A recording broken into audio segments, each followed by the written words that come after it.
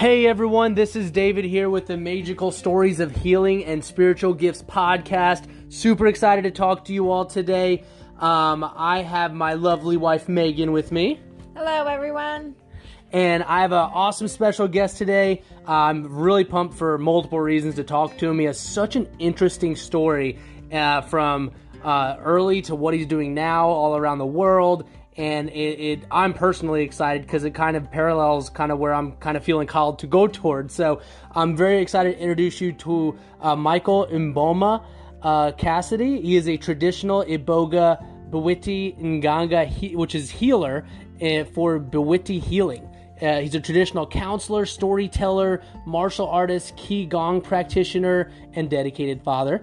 And he studied deep in the jungles of Gabon under his mentor, which is a 10th generation shaman. And he continues to provide Michael with guidance and direction for his work in Canada and all over the world. Does that kind of sum it up, Michael? Yeah. Thank you for the intro. And hello, everybody. Awesome. We're super excited to have you here, man. So you are really going around the world now, working with this incredible plant medicine. But before we get into all that, which I can't wait to hear about, we'd love to hear a little more about your childhood, just to kind of understand how you were raised. Like, from what we know, you were raised really strictly, right? It was like Catholic. Is that correct? Well, yeah, I was raised Catholic, whether, it was strict Catholic in the beginning and less so as I grew older. Gotcha. Makes sense. That makes sense. Yeah, I grew up in a Catholic household. Got it. I always think that's interesting. Go ahead. Yeah, go ahead, sorry. I also, in the beginning, in my younger years, I was guided by my parents to become an altar boy, and I was actually being groomed to go to seminary school. Wow. But I obviously didn't do that. They don't have too much plant medicine in seminary school, huh? No, they don't. They don't. So tell us, what changed then for you? Like, what did it? Like, what was the turning point where you like, no, I don't want to do that. This is what I want to do. Well, go ahead. I guess really, to be frank, I ended up moving out of the city and leaving the church that I was involved with as a child. My parents had moved. My mother had decided to move across the country, and we started at a new church, and it just didn't feel the same. And I was getting a little older. I was in my I guess I was around 12 years old. I used to love to sing as a child, and then I started singing again at this new church. And of course, with puberty and the cracking voice, I didn't sing as well. So, and I just felt kind of embarrassed. Actually, it was a situation where I felt embarrassed in my singing, and I just stopped going. And then it just wasn't something that my mother had pushed me to do at this point anymore. And then I stopped attending church altogether, and began a quest actually in my early teens, opening up to new concepts and ideas and listening to other traditional teachings and things like Buddhism and other religions started crossing my awareness. And they didn't sound horrible at all. Actually, they sounded very similar in their teachings and in the beauty behind the words and what they're speaking. And so I just kind of opened up my door. That's awesome. Opened up my eyes and door to new things. Yeah, absolutely. So what brought you to the plant medicine though? Like, did you need healing? What was the path like to get you to that point? Okay. Well, it was actually really quite serendipitous. I was actually, in my teen years, experimenting with things like mushrooms, on a recreational level, and kind of having some awakenings and kind of just new perceptions of things, and looking into that kind of culture. And to be frank, I started to get involved with drugs and other things, and I just I never really thought of these kind of medicines in the same kind of way. I didn't. I thought it was just people getting high. Yeah, right. To be frank, So I met a bunch of people who did some ayahuasca ceremony. This is many, many years ago, almost 20 years ago. Almost 20 years ago, I met some people who did an ayahuasca ceremony, and they came to a house that I was at after doing a ceremony. It was in British Columbia, in Canada, and they just all came in. I had no idea where they came from or what they were doing, and we all just really conversed and had some great conversation. And one of them turned to me and asked me how I liked the ceremony. And I said, "What are you talking about?" They said, "Well, you weren't at the ceremony?" I'm like, "No." They said, "Wow, you talk like you were." Oh, wow. So that was my first introduction to plant medicines, and they all seemed pretty nice and wonderful, and they all sounded like they had a great experience, but it just didn't jive with me.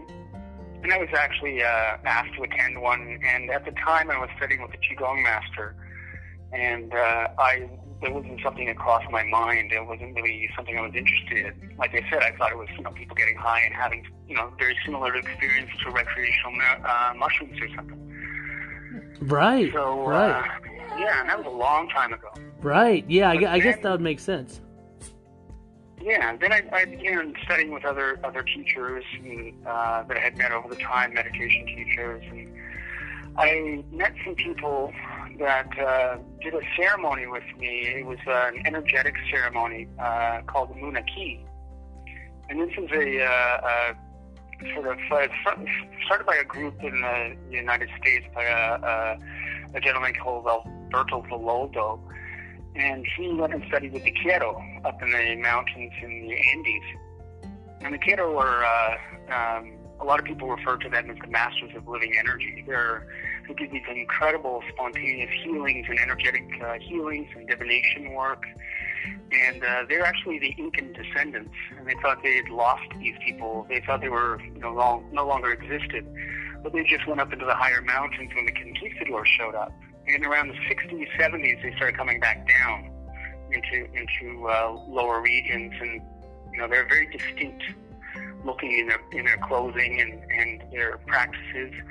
And so this gentleman was an anthropologist, a medical anthropologist in the United States, and he went down to go study with him and ended up staying with him for 20 years. Whoa, jeez. And so I ended up doing some work with some of his practitioners and some friends of mine, mutual friends, that came to me and did the ceremony. And they gifted me the opportunity to be able to gift these particular ceremonies. And I was doing that, and a woman came to attend, and she had mentioned that she'd met a shaman from Africa the week prior who had this medicine that cured addictions. And I kind of raised my eyebrow and dismissed it. I was like, yeah, right. There's no such thing. And then she described it a little bit, and I went, oh, okay, took some plant medicine, and I just, to be frank, I kind of dismissed it. For sure. And a few days later, I actually bumped into her and this particular shaman.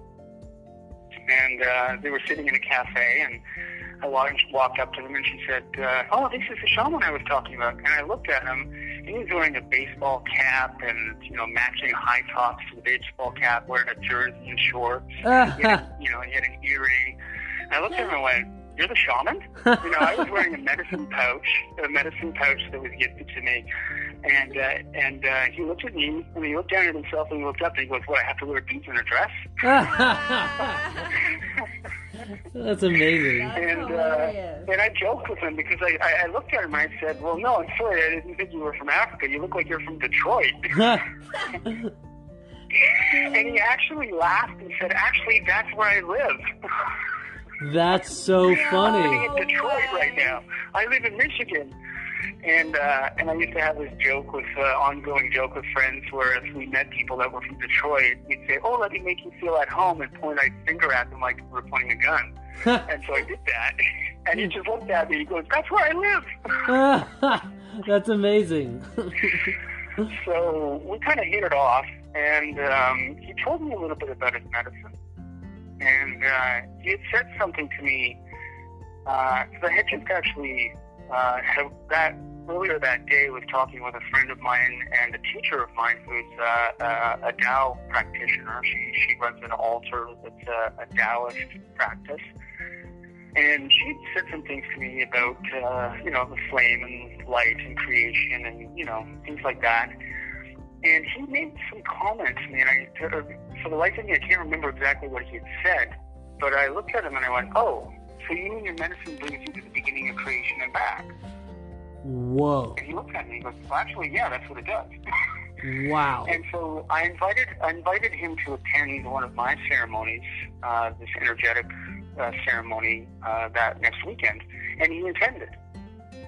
And afterwards, he said, he invited me to come to see if I'd be interested in learning about his medicine and see if I'd be interested in working with him. And I actually said no. Wow. Okay. Certainly, I have a lot going on here, and it was a few months later that that I ended up getting the swine flu virus that was going around, the H1N1. Oh, I had that. Whatever they called it. Yes, I had that. Yeah, and thought I was going to die. I was sick for weeks. Yeah. Yeah, I was sick for weeks, and I didn't know what to do. I tried everything, and I normally when I get really sick, if I ever get sick like that, and I can't, pass through it myself or heal it myself, I would go and see this Chinese doctor friend of mine, somewhere between 80 and 800, and this older gentleman that I know in Toronto. And he's always away. He always flies back to Hong Kong during the holidays. So this is around Christmas. So I finally, after 3 weeks, said, okay, you know what, I'm just going to go to the hospital. I got to figure something out. And as I'm walking to the hospital, my phone rings, and it was this shaman. His name is Moughenda. And he's calling me from Central America. And he's like, I haven't heard from you. What's going on? And I responded. He goes, oh my God, you sound terrible. What's going on? Right? And I told him, and he says, well, what are you doing about it?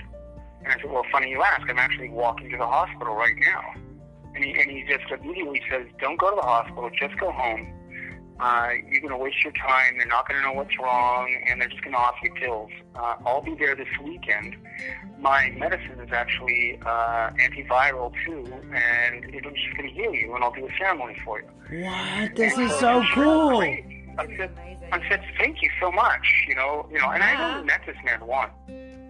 And so I said, thank you so much. I look forward to seeing you this weekend. I hung up, and I still went to the hospital. With this guy, I really don't know. And literally, I'm in the hospital almost 10 hours. They had no clue what was wrong. Yeah. The actual doctor came in and said, is it the N1? Is it this? Is it that? He goes, I don't know. And I asked him, what do you know? And he started to read everything I told him in the triage. Oh.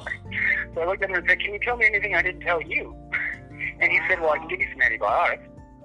Oh. And I just looked at him, surprising. I said, thank you. And I didn't even, I didn't fill the prescription. I just went home and shaking my head and wondering how this man from Africa that lived in Detroit knew anything about what was going on. And, I went home. And I met him that weekend. He came and he did a talk at this health center about Bwiti and about Iboga. And I was really amazed at the things that he was talking about. And, it all sounded very just straightforward and very truthful. And he's really quite charismatic. And so the next day I attended a ceremony. And a lot of friends of mine knew that I was attending the ceremony, and the only thing that I could say to them afterwards when they all asked me what happened, the only thing I could say that was real distinction was that I'm free. Wow. And what do you mean you're free? I said I'm free of the stories, I'm free of the dramas, I'm free of the attachments to that stuff. I'm just free to be. Just free to be and to be me. Wow. And that was kind of what I got out of it. And, I've had glimpses in the past in different meditations and different traditional ceremonies such as sweat lodges and other, vision quests and things like that I had attended over the years. But nothing that was so incredibly sustained, and nothing that was so fully realized, as far as I could say, full sensory realized. All of my senses, and really getting to really meet my own spirit and the spirit of even family members and deceased members, face to face. Wow! And wow! Get clear answers And this lasted for hours upon hours, and a lot of it I didn't even remember afterwards. But as the months grew afterwards, I was still getting more insights and remembering things and getting these incredible aha moments and understanding of my own patterns and things that I still haven't been looking at in my life that I hadn't really faced. Even though I had done a tremendous amount of healing and tremendous amount of other traditional healing work and meditations and that, I still were things that I was blind to myself and about life and just in general. So many of us are. That's now real quick, Michael. So some of our listeners, we get a good amount that are familiar with this stuff, but there's a lot of people that were in our crowd that we're opening up to that have never really been experienced. So could you kind of, just as if someone didn't know what Iboga was, can you explain kind of what that is and what, as much as you could remember or as much as you're willing to talk about what the ceremony was like? Oh, definitely. For sure. So Iboga itself, Iboga is a plant. It's Tabernath Iboga. It's a shrub from West Africa, Central West Africa, predominantly found in that region from Gabon, predominantly in Cameroon and the Congo, but mostly Gabon. And it's just a small shrubby tree, fruiting tree. And what was discovered at some point millennia ago by the Pygmies was this root. They found this plant medicine, and I can tell you the story. It's a longer story, but it's a plant that they harvest the root from and have been using traditionally in their own culture for a long time, for millennia now, used in things like mostly as what they call an initiation into adulthood, into learning about themselves. So what they talk about in the tradition, in what's called Bwiti, is a tradition that's with the medicine. It's a root that helps you get to the root of you. Wow, that is powerful. Yeah, it's a plant that helps someone. The purpose behind the medicine in the tradition is to show you the truth. The truth about you, the truth about life, and any questions you have. Wow. For you to really just see the truth. And it's not just hear it or see it, but to actually know it. So hear it, taste it, smell it. So what you're saying, just so I'm kind of understanding, because this is phenomenal, if what I'm hearing is right, like Iboga and ayahuasca, these kind of medicines, what it seems like, I know in our experience, and it sounds like in yours, you get this kind of beautiful, I don't mean to throw the term enlightenment loosely around, but you're a bit enlightened anyway, and you feel so much, you said, freer, and you just feel so much more at peace with life. While we experience that, you're saying that they used it as like everyone does it, as just a right to like as they mature. Yeah, and it depends on the age. That's amazing. People they can see that are ready to step into this at very early ages. Now, It's in the culture, so even children. I've been in ceremonies where, there's a newborn that's like, or the baby's maybe 6 months to a year, and, they'll just put a little taste on their tongue and they run them through a ceremony, right? But they're not actually, taking medicine, they're just introducing it. And this continues. I've been in ceremonies in Africa with children as young as 6 to 8 years old, and these children are looking at me like, I can't handle it. And they're like, "What's wrong with you?" And they're not taking the medicine all the time. They're just, or huge amounts. They're just introduced to. They have a dance and songs and a full, with drums and instruments and songs and ceremonies and rituals that they're taught from a very, very early age. And this goes on through, its childhood, all the way through the entire culture. They're everyone from, politicians and people within the military to doctors, lawyers, police officers, dishwashers, like everyone, right across the entire culture. And but for a long time, they before the French mercenaries or missionaries and the French had come through the continent, this is all very open in their culture. And then when they were introduced from the West, they had to actually hide and be clandestine for a long time and hide their traditions because they were being persecuted for, of course, not following the standard of Western culture. Wow. Which is also something that happened in Canada as well with natives in Canada. The indigenous people there couldn't practice their own, teachings and songs and music and dance and in Central America and South America as well. Well, in Africa, they ended up, they use it, of course, in other ways to help heal and to learn about other things and other medicines that they need to use to heal for diagnostics and getting answers. So the medicine itself is about getting the truth and getting answers to things. Wow. And once you get the truth, is what we've learned is once you face the truth and see the truth, you're free. Because only this truth can really set you free, because you're no longer in a state of wonder or wonder, not wonderment, but in not knowing, right? Knowing what to do. Wow. They're very much show me attitude. In the tradition, it's very show me. Okay, really, if that's true, show me.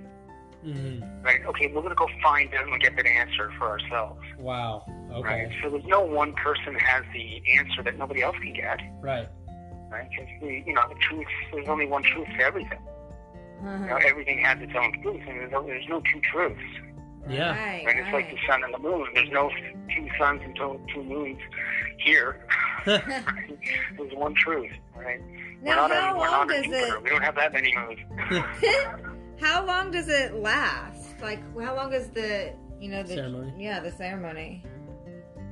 Well, the ceremony itself is broken up into a few parts, really. The first part is the medicine ceremony part, which is we start off with a circle.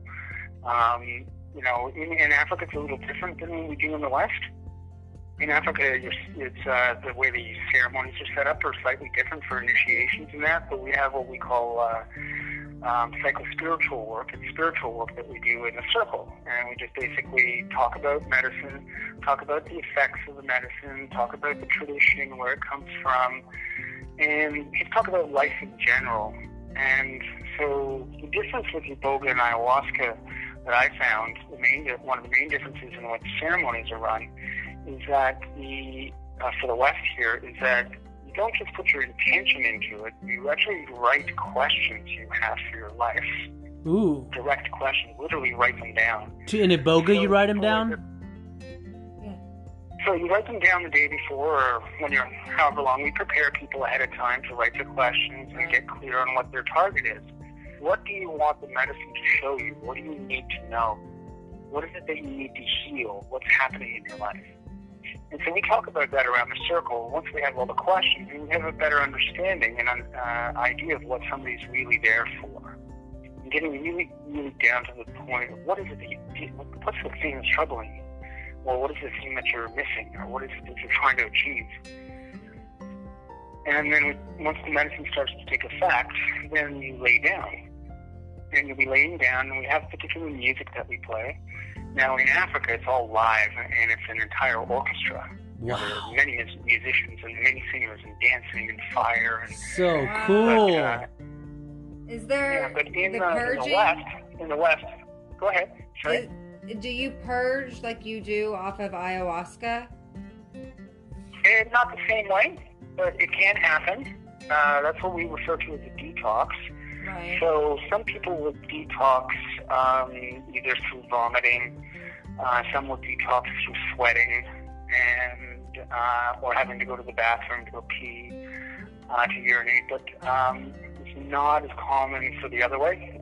With ayahuasca, you know how you have to sit on the toilet? It's not quite the same way as that.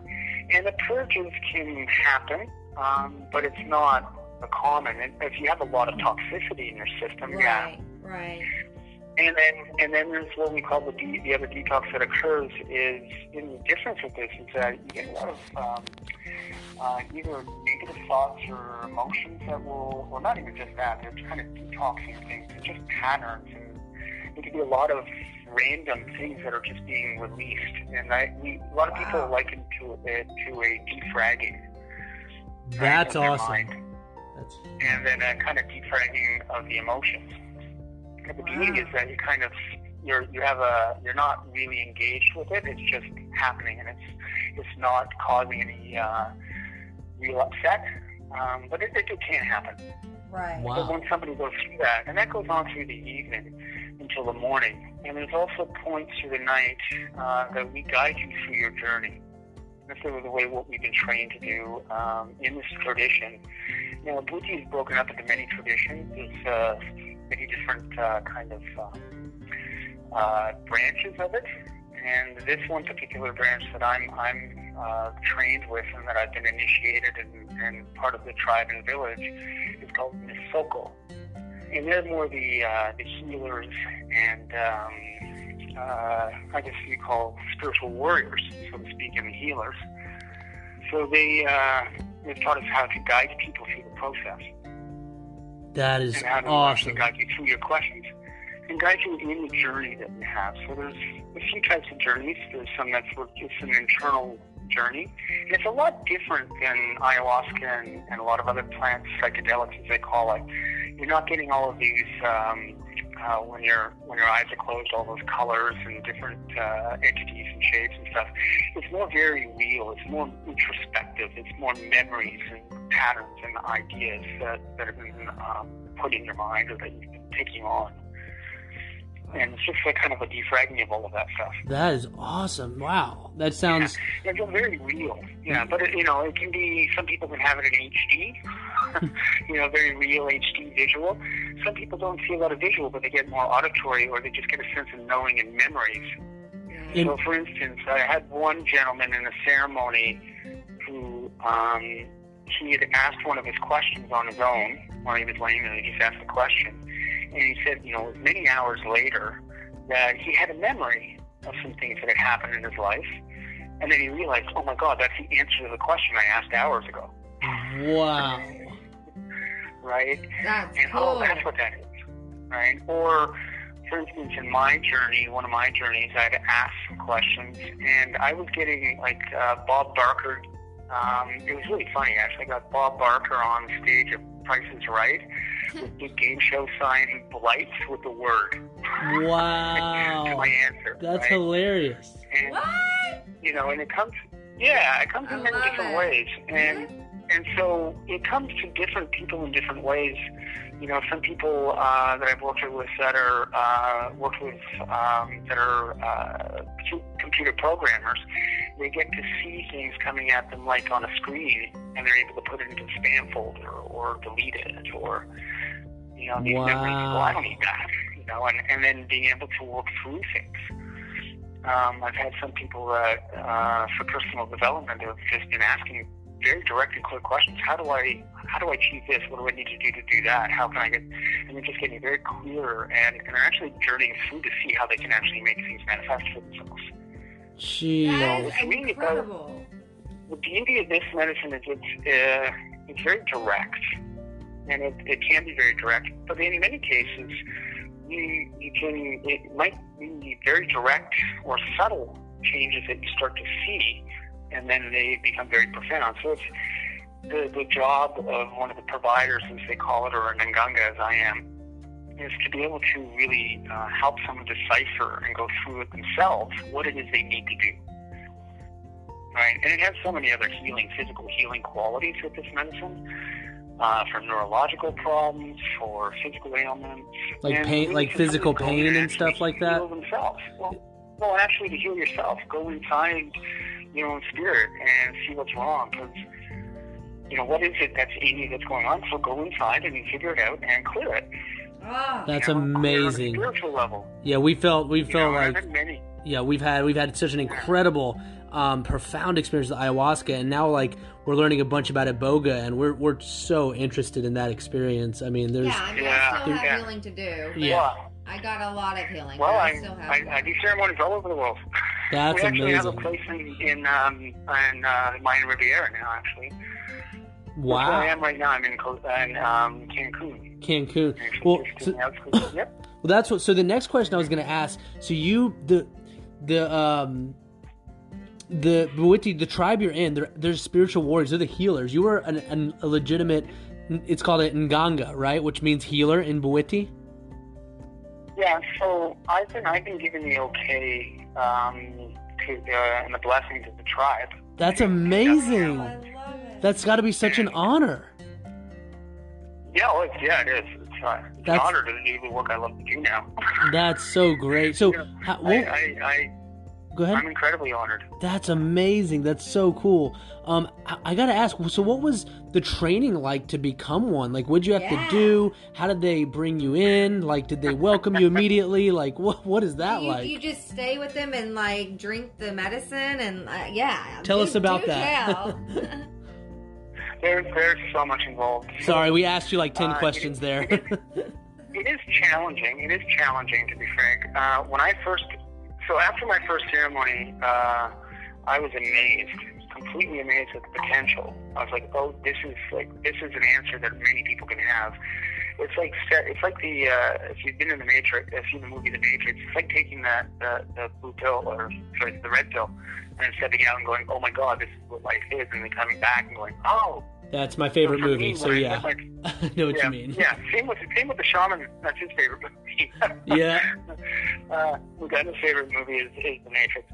So I kind of liken him to Morpheus. That's amazing.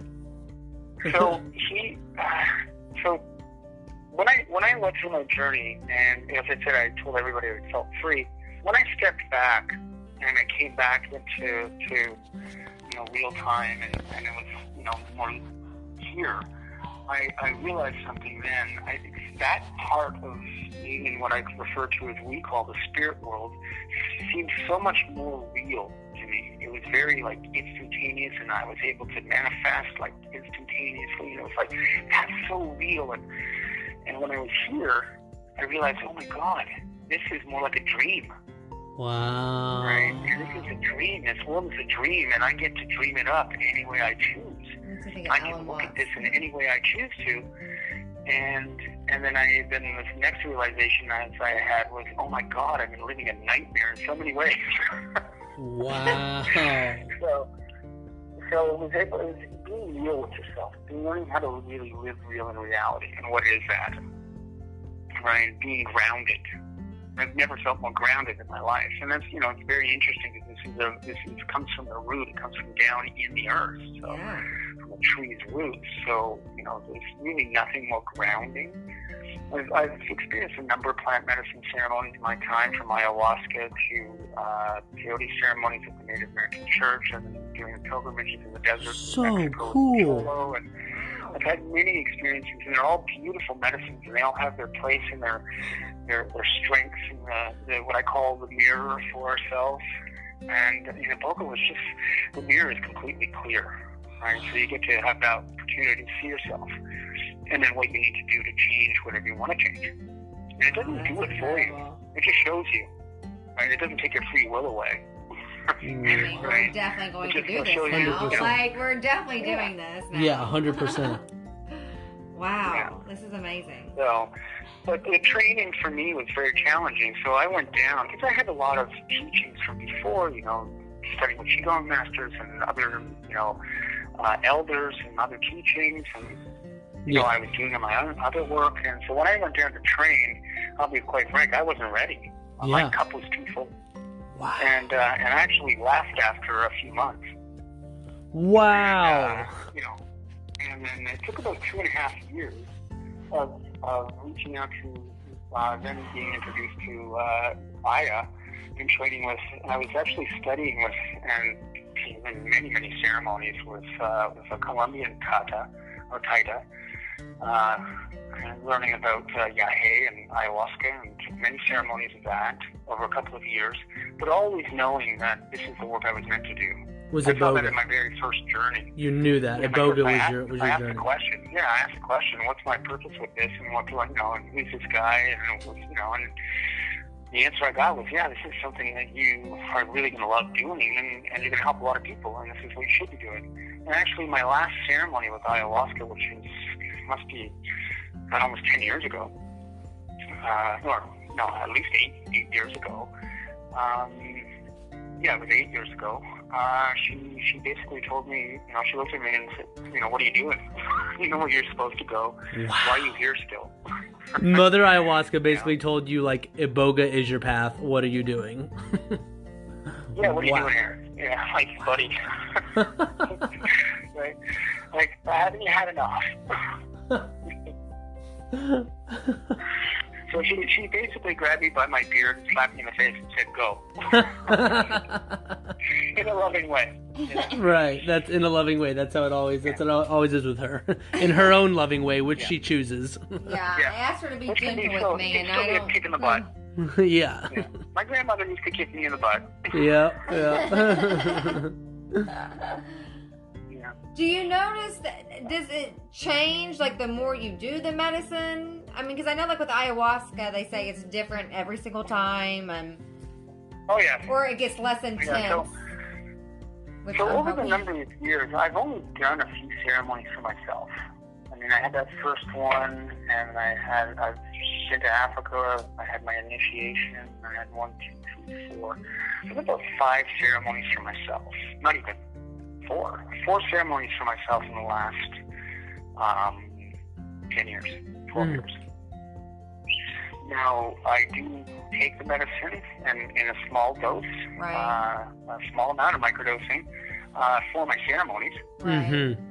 And when I go to Africa and we're doing initiations and I'm assisting, or I'm just actually one of the other participants there, I take more medicine and I've had, incredible healings, but I haven't actually, not a specific ceremony for me. And, the microdosing I take just so I can connect more clearly with the answers of the medicine, or allow the medicine to work through me. Right. Yeah. And it helps me to step out of the way. Yes. Yes. Because it's not up to me to make my ideas or cross transfer any of my own ideas or thoughts in what needs to be done with a client or with a guest or somebody who's being healed. It's not up to me. It's really up to the medicine. That's what our shaman said too. Yep. Yeah, it's my job is to connect the person so they can develop a clearer relationship with the medicine. Do you feel like something channels through you when you're in a ceremony, when you're facilitating that?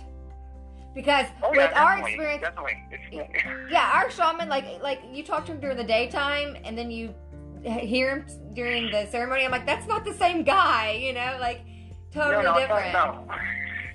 It's so amazing, though. So for me, and the same, I've seen it in my teacher in Moughenda. There's the man, Patrick. That's his, colonial name and his Western name.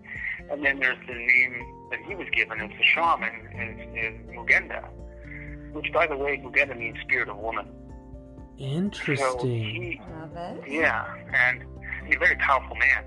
Yeah. He's raised by women. Yeah. And one thing I will share with you is that even though it seems like a very patriarchal male, very tough kind of thing with the Bwiti, it is most of the shamans, or what they call Nima. So a shaman is called a Nima, or what we refer to as shamans, or high healers that work with spirit. Most of them are women. Wow. Right, and most of the chiefs that you will find in a lot of the villages are women. Whoa. And even though the men stand up front, and Moughenda in particular is a man, and he's the lead shaman for all of the Masoko, because he conducts other ceremonies that other shamans don't conduct, called the rites of passage. He's and this is a lineage thing. It's passed down, and so anybody who is called to do this work, they'll open the door and say, yeah, come on in. And, you have every opportunity to learn what you want to learn from us. The only thing that they ask is that you don't change what you're taught. Don't try to add anything to the ceremony or take anything away from it or change it the way that you think it should be done. Do it the way we're teaching you, because this is what the medicine has taught us from the beginning. And to not add anything and change the way, because once you do, then you're not respecting where it came from, and they'll stop teaching you. Wow. And that's how actually the pygmies introduced it to other tribes. You know, a particular tribe wanted to learn, so they offered them a particular amount of the knowledge. And then they watched what they do with it. And they waited, and if they don't change it, they'll give them more knowledge. And they'll wait maybe another generation or two with that tribe and watch what happens. And if they don't change it, they'll give them all of the knowledge. Wow. But if you go ahead and you change it, or you try to, you know, and you're not really respecting them and the way they teach it and being involved with them and being a member of the village, they're not going to continue to teach you. But they'll open the door and say, yeah, come on in anytime, right? Because our door is always open. Oh, wow. The temple door in their ceremony, the ceremony space, one wall is completely open. So you're free to come and go as you choose. Right? You come on in anytime, and there you go. Wow. See you when you decide to come back. As long as you approach it with respect and approach them with respect, they'll always keep the door open, right? But if they do say, you know, if they do turn to you and say, you know, you're not welcome back because of this or this, they mean it, and they won't take their words back. Right. Because, you know, they say what you speak into the world, you know, you can't eat those words. Wow. Right? You speak the truth, and if it's this way, that's the way it is. So, you know, and that's just how they are. Very, very strong and very matter of fact. So I got a question. So, you know, one, I asked you earlier, before we even jumped on this by email, what you feel like your spiritual gift was, and I love it because I totally resonate with it. I asked you, and you said your gift was kind of your ability to help guide people to their own inner truth, and you're a storyteller. I resonate with that because Megan's has like these, I don't even know how to explain them, very, very specific intuitive gifts that I don't have like she does, but I feel the same ability as you. It's just not at all, like zero legitimate plant training. You have way years more legitimate training. So how is your ability to help people find their truth? Because that interests me so much. I feel such a divine calling to go towards the path of helping people find their truth within them. How has yours developed over the years, and specifically working with plant medicine? Like Iboga. Just practice. Practice. You know, practice on just being clear. Yeah. So when I say my ability to help somebody see their truth, that's in the work that I do. And what I've gained in the gifts is to be able to be more open to listening to what I'm being guided to assist somebody through. Yeah. So really, when it comes down to it, there's nothing special about me more than anybody else. I've just learned a skill. Right? That's pretty much it. And we all have these gifts. We all have these intuitive gifts that we tap into. Mm-hmm. Are you using them? Are you connecting with them? You know, I often hear people refer to, you know, that person's so spiritual. I'm like, everybody is. Right? Yeah. Right? But how in tune with your spirit are you? Right. Are you listening to it? Are you listening to it, or is there too much chatter in your mind? And where does this spirit reside in you? You would often hear people talking about getting to the heart of it, right? Or the Buddha heart, or Christ's heart, you know, the heart of Christ, and all this. And really, it's in your heart. Yes. That the spark of the Creator resides. Oh, that's beautiful. I love that. I love that so much because there's so much conditioning around religion, and I think, I know both Megan and I come from kind of conditioned families, and you know, we're kind of the black sheep a little bit, where we feel like love is the center of all of this, and like throughout the teachings, whatever you're looking at, the center is love. It's like the key is within yourself. You know, it's not some external person in the sky. No, the Creator exists in everything. Right. And life exists in everything, but there is a Creator. That's what we understand and what we know. Oh, yeah. There is a Creator. Yes, absolutely. Right? And what that Creator is, for me to be able to fathom or see that Creator, or hear it, or anything, that's not one thing that we say in the tradition, in the Buddhist tradition, is there's only two things that this medicine will not answer for you. And you can't find the answer to. One is what happens to you after you pass away. after you die, you can't find out what happens to you after you die. Okay. That's it. The other is you can't meet the Creator face to face. Because otherwise you're not coming back here. And nobody ever has. They've all seen the light.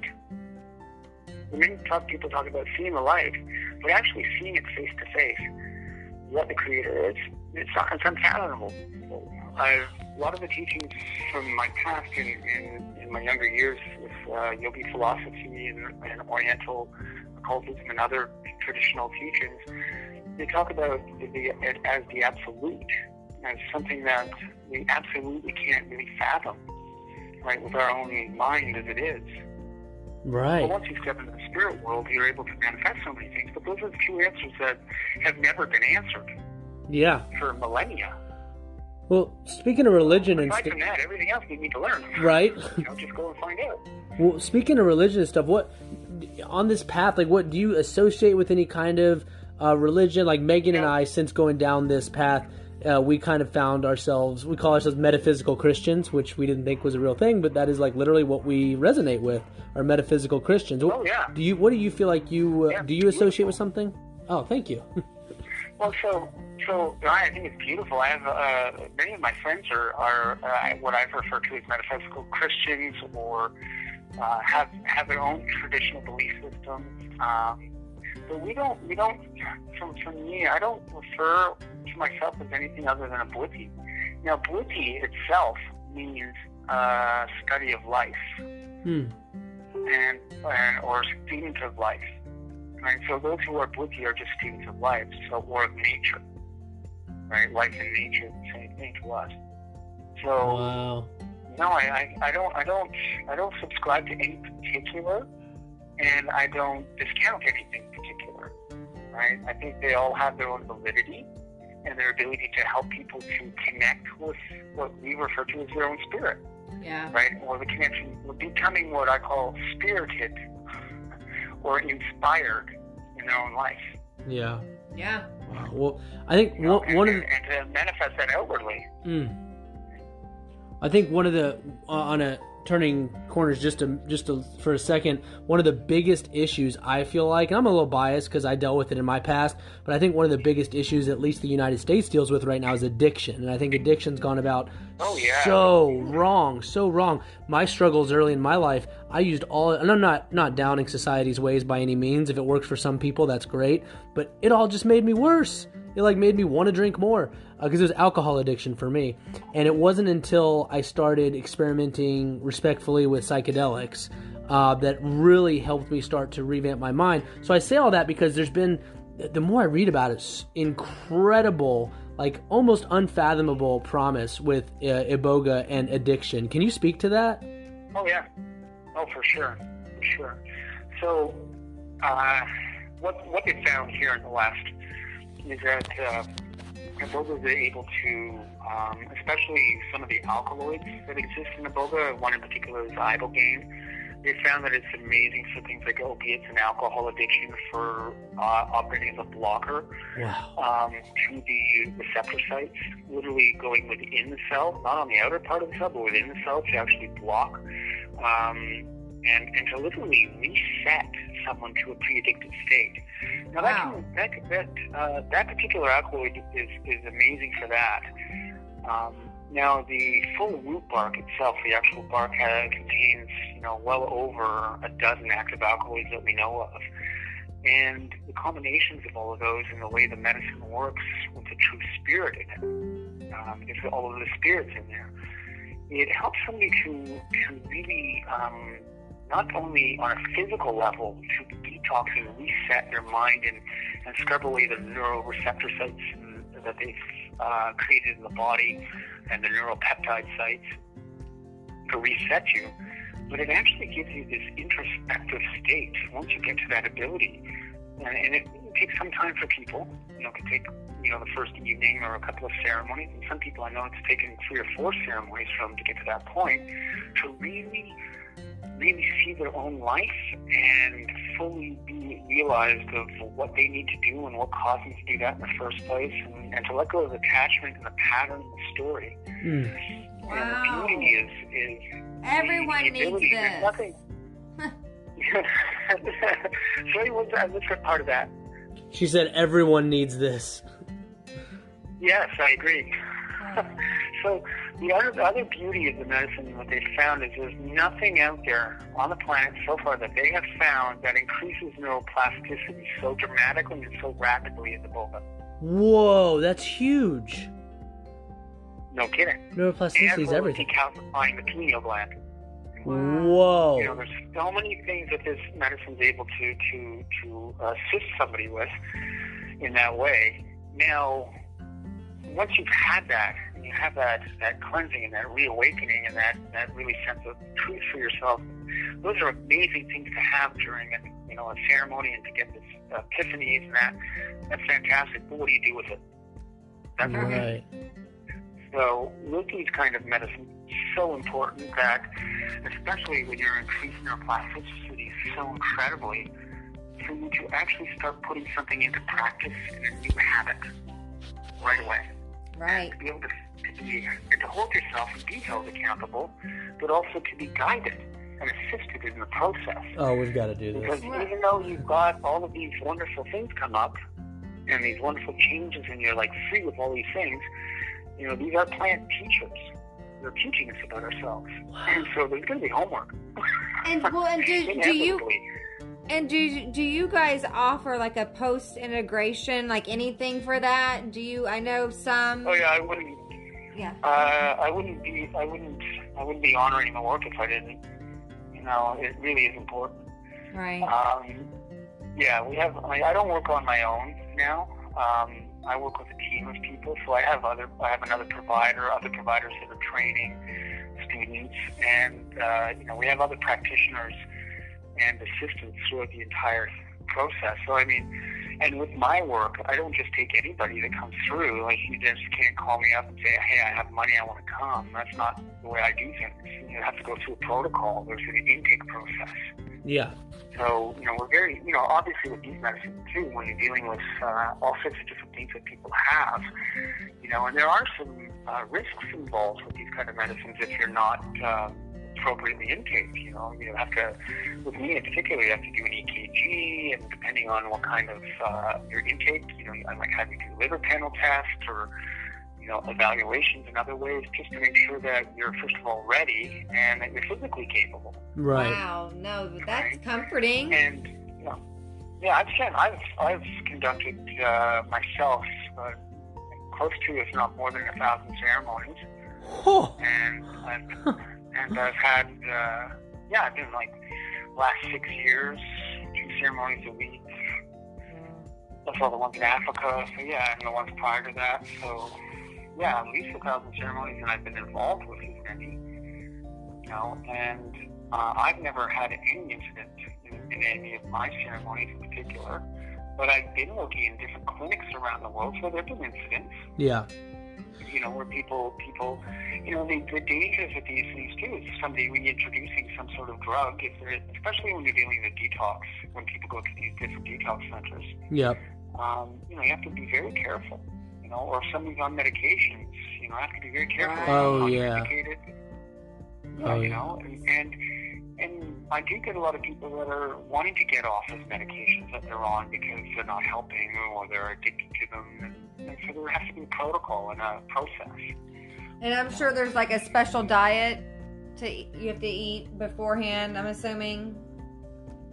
The beauty with the builder is there's no particular diet. There's no dieta. Oh, interesting. Yeah, it's going to detox you anyway. So whatever's in your system, air, food, water, chemicals in the water or the air or the food, it's going to clear you out. There are certain recommendations we ask people to do to prepare themselves when they book in with us to come.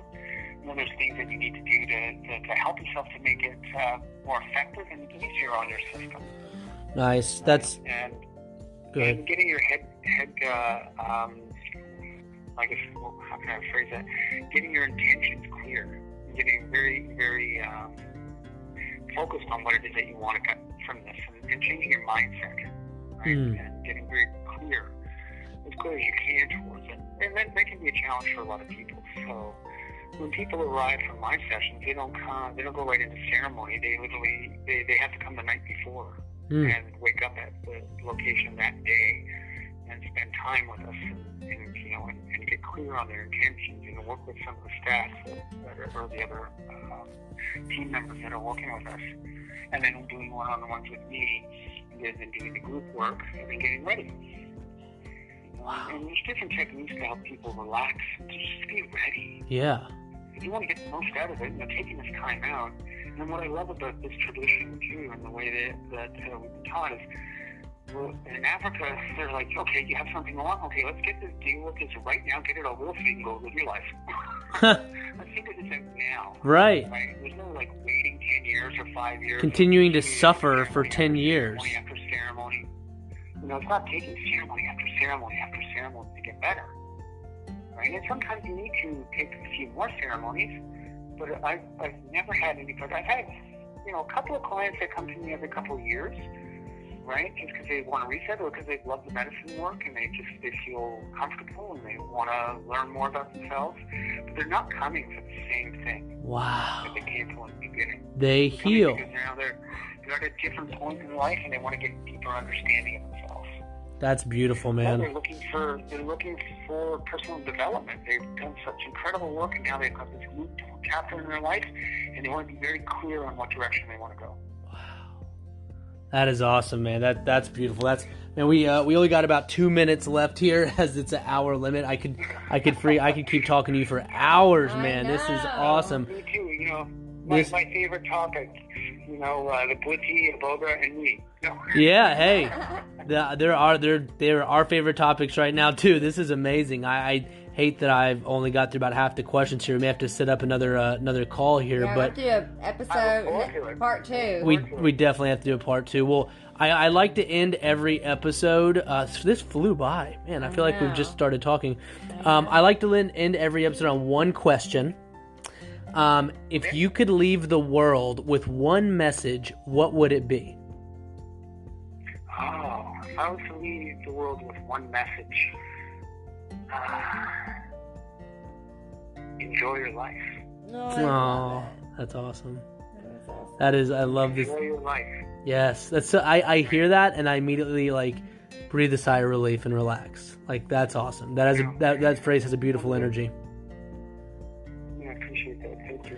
Well, man, thanks so much for coming on here and talking with us. This has been wonderful. I'm excited. Thank you. We're definitely going to be in contact because this is amazing. We did our ayahuasca ceremonies and our mind and our guidance kind of shifted towards this whole plant medicine direction and the healing potential of not just us and Megan, but the world. The world. So I think it's what the world needs.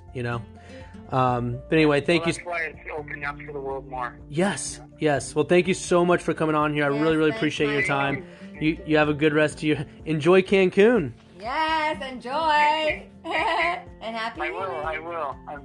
I'm traveling to Africa next week, so I'll be back. Oh, so cool. Well, we'll be in contact. Thanks a lot, Michael. Happy healing. Happy healing. Thank you. Yeah. Bye-bye. Bye. That's the best.